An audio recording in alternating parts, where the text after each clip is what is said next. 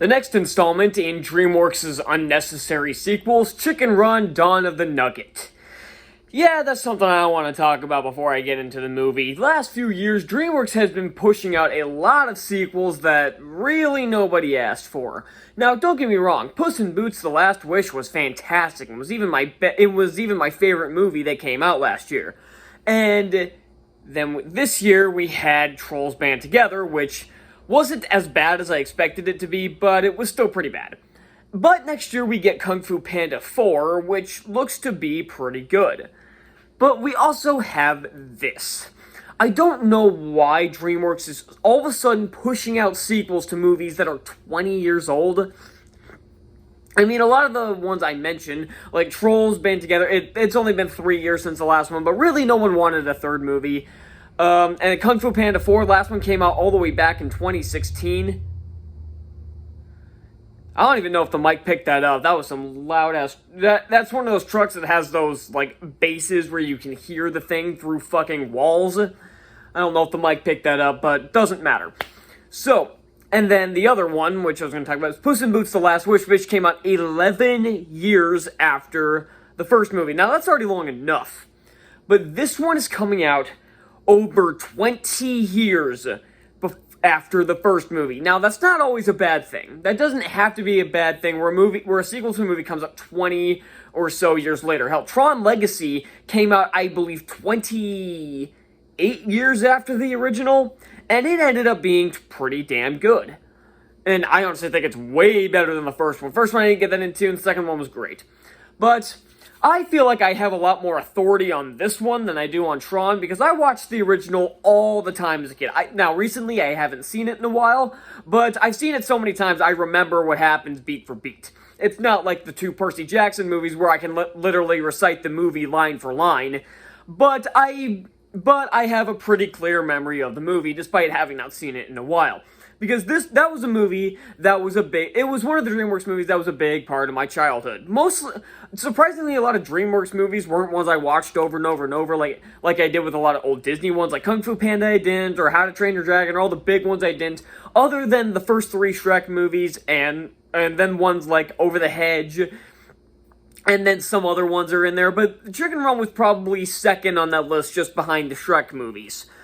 And I still really enjoy the film. It's a really unique film. Well, it's really just a prison break film, but I like the premise of it. So now we get a sequel that already kind of dipped its toe into some controversy by recasting the two main leads, Ginger and Rocky. Their excuse was that the two who played them in the original sounded too old for the roles now, and honestly, I kinda understand it, but then why'd you bring back everybody else? I'm pretty sure every other voice actor was the same one from the first movie, yet these two couldn't get the same treatment. Because the original, I don't remember who played Ginger in the original, but it's a different actor. And then with Rocky, this one time it's Zachary Levi, and the last time it was Mel Gibson.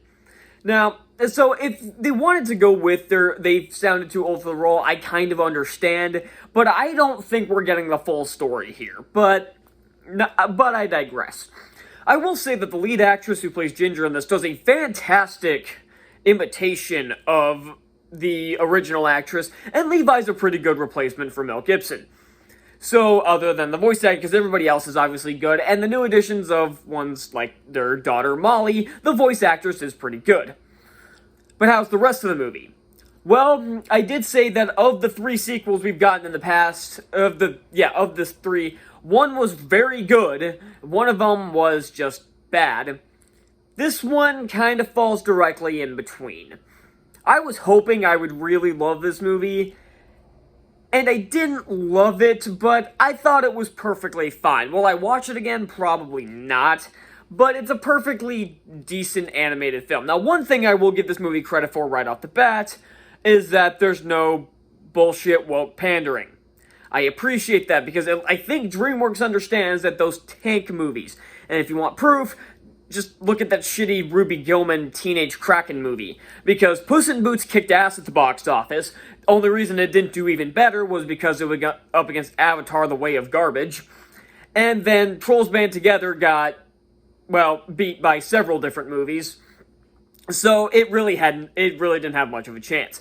This one, however, went straight to Netflix. Yes, it did have a limited theatrical release, but but again, limited. So it didn't really, so that's really a non-factor, let's put it that way.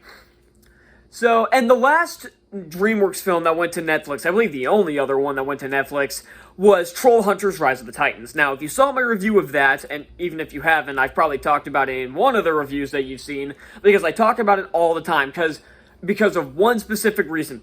It was a fantastic, like, A-plus level movie until the last 5 minutes, where it tanked the score. I remember around that time I tried experimenting with doing the score out of 5, but I stopped doing that because I just didn't want to anymore. But that movie was a 5 out of 5 until the last 5 minutes of the movie, dropped it all the way to a 4.5, dropped it an entire half of a point. Now, that may not sound much, but keep in mind it could have gone 0.6, 7, 8, 9, all the way up to there. So it dropped down big time. But to talk about Chicken Run Dawn of the Nugget, I will say there's one point of this that really kind of made me think this was kind of a big ripoff of Maze Runner: The Death Cure. Because there's a line in that movie where Newt says, 3 years we spent behind walls trying to break out, and now we're trying to break back in. There's a very similar line by Ginger in this movie, and it was even a line that was in the trailer, basically saying, we broke out of a chicken prison, and now we're breaking into one. It was hard not to be reminded of The Death Cure, which is a much better movie.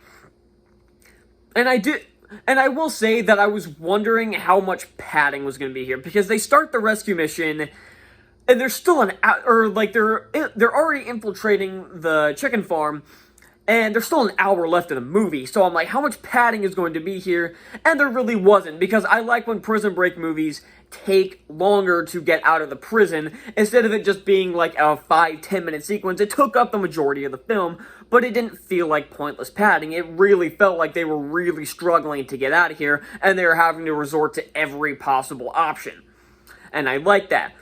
However, there is one thing that I did not like about this movie at all. And it was something that was revealed in the trailer, and I really think it shouldn't have been. It's Mrs. Tweedy. You know why? Because I was pretty sure she fucking died in the first one. I don't know what you can expect from a giant fucking door being flattening a person other than they're fucking dead. But nope, she's here, perfectly fine, no explanation. There's not even a mention of Mr. Tweedy at any point, because now she's married to this scientist jack-off named Dr. Fry. Yes, really, they're making chicken nuggets, and his name is Dr. Fry. Kill me. And yeah, that's the thing. The Dawn of the Nugget is them, instead of making them into chicken pies, they're turning them into chicken nuggets. How innovative. I'm like, is this supposed to be... I almost have to wonder if this is supposed to take place a long time ago, and this is supposed to be like the invention of the chicken nugget. That's kind of what they're implying, but that didn't really occur to me while I was watching the movie, and that only occurred to me just now. So I'm wondering if that's what they're really going with, or if they just didn't really think that through, or if it was just... I don't know. But all of the characters are likable here, and thank God for that, and none of them have too much screen... Everybody feels like they get the appropriate amount of screen time. Ginger's friends, they're part of the main rescue mission, but they're not, like, on screen the entire time. And hell, even Fowler, who was my favorite character in the first movie, and he's probably the most entertaining character here, he barely does anything. Which, that is something I have to point out, because I did talk about how there was no woke pandering. There might have been some subtle ones in here, because it seems like all the female characters are 100% totally competent and intelligent, and the guys seem to be, like, idiots. They're treated like bumbling buffoons throughout the entire thing. Even when they do something competent, they have to cut it by something stupid happening. Like, Rocky is, like, shot out of a vent to save Ginger from being taken over by this collar, and then he slams into a wall. And then Fowler actually kicks Mrs. Tweedy off of the truck while they're trying to escape, and then he slams into a tree. That happens so many times in this movie. Like, they will, like, the male characters will do something competent, and then it's cut by them slamming into something, or it really not meaning anything in the end. And something else I have to mention is that they brought Tweety back here, even though I was pretty sure she died in the first movie, just to kill her off by exploding ducks. Yeah, I was pretty sure that she should have been killed when she went into that grinder, but she was just covered in chicken batter. What? But that's a minor gripe, but still, that does feel a little cheap. I'm wondering if they're trying to set up a third movie, because at the end they go off to save more chickens who are being taken somewhere. We don't really ever find out. But I'm wondering if that's trying to set up a third movie where they're going to be, like, going from place to place, like, liberating all chickens or something. I doubt it, but this movie is been getting pretty good reviews from critics and audiences, so I'm curious if they will make a third movie. Honestly, I didn't really want this movie, so I don't really want to see a third movie either. Don't get me wrong, this movie is still decent, but it's not really something that screams, we need a sequel to this. So if a third movie doesn't come out, I wouldn't be shocked, and two, I wouldn't be that disappointed. Actually, I wouldn't be disappointed at all. I'd be like, fine, whatever, I'll just stick with the original. And that is the biggest problem with this movie, is that I'll just stick with the original. There was no reason to even make this movie. When it comes to the other sequels, I can kind of understand what they're doing. Like, with Puss in Boots: The Last Wish, the first movie was just kind of whatever. It was just kind of forgotten about by most people, and even the people who remembered it just seemed to think the movie was okay, me included. I thought the movie was fine, but just that. And not to mention, they really wanted to capitalize on the Shrek franchise, which seemed to be dying out, so they decided to shove out a sequel, but the people who were behind the movie said, fine, if we're being forced to make this unnecessary sequel to a movie pretty much nobody cared about, we are going to make it as good as we possibly can, and that's exactly what they did. There was a reason behind it. It developed Puss in Boots from being what he was in the Shrek movies, because he's kind of a static character throughout that. They gave him a bit more depth, and kind of set the stage for possibly a Shrek 5, we don't know. And even Trolls Band Together, I don't know. Maybe they just got an idea to, maybe, you know what, I'm honestly wondering if they just wanted to see NSYNC do another song, so they wrote a movie around that song. That's the best explanation I can come up with. And this one, again, it's just perfectly fine. Nothing spectacular, but I'll stick with the original. I'm going to give Chicken Run Dawn of the Nugget a C+. So that's all I got, and I will see you all next time. Bye.